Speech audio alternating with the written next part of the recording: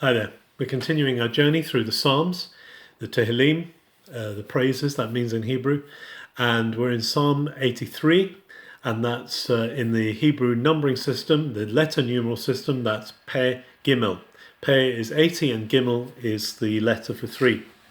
So this is a Shir Mizmor Asaf. It's a song and it's a musical composition by Asaph, or in the Asaphic style. Because this song seems to be set around the time of Jeroboam II or Uzziah, because it refers to the power of Assyria, Ashur in Hebrew.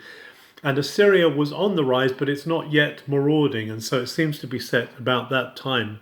But it seems that this is a song of of crying out to God to wake up and deal with the enemies of Israel. Now notice, this is not a battle song. This is not Israel going into battle. This is Israel calling on God to rescue them from enemies. And so it opens up, God, don't be silent. Don't go quiet on us, God. Don't be deaf. Don't be silent. Lord, can you hear what your enemies are doing? Can you hear this noise that's coming?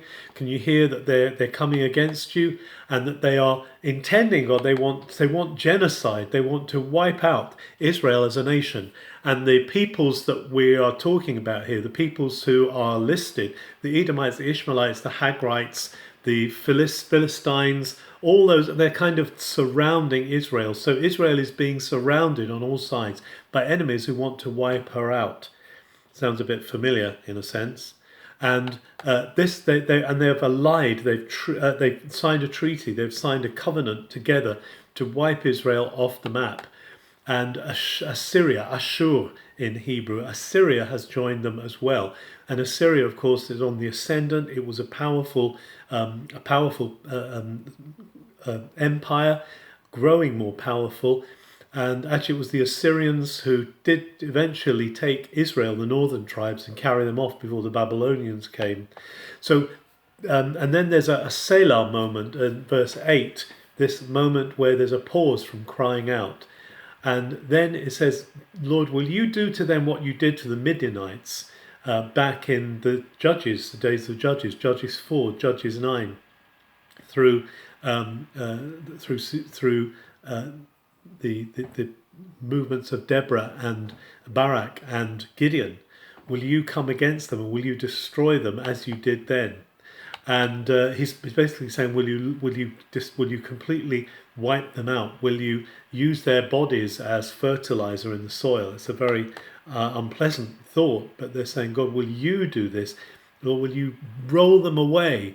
There's a word that's like a tumbleweed, like a weed rolling through the desert. Or will you roll them away? Or will you burn them up like a fire burns a forest and disgrace them?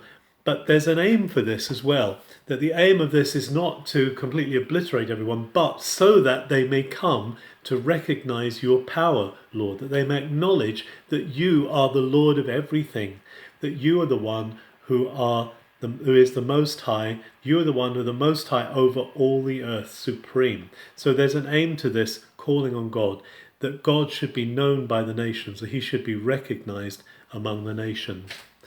As the nations so often gather themselves and conspire against God, we want to see God's name lifted up. But we don't have to do it ourselves. We don't have to try and steamroller through everybody and bring force and coercion. The God himself, as he acts, can show the power of his name, which is what this song is calling God to do. Let's call on God for his name to be known, for him to be supreme over all the earth. Have a good day.